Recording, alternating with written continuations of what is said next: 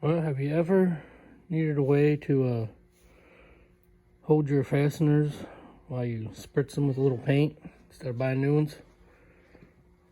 I know you got the where you can put it in foam or holes in cardboard box, all them tricks. But one that I just thought of, use one of these magnetic strips for tools from Harbor Freight. Just happen to have one laying around.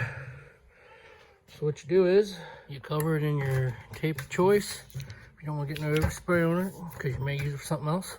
You stick all your bolts on here or whatever, how you want them. And then when you want to flip them over to do the heads, you just flip them up.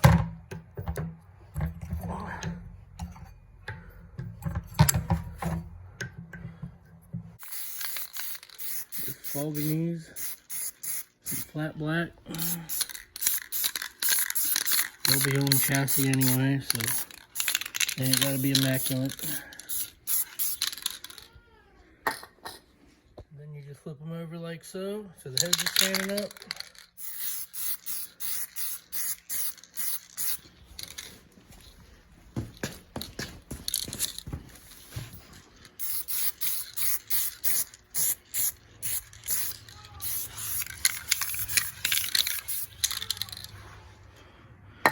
And that be it.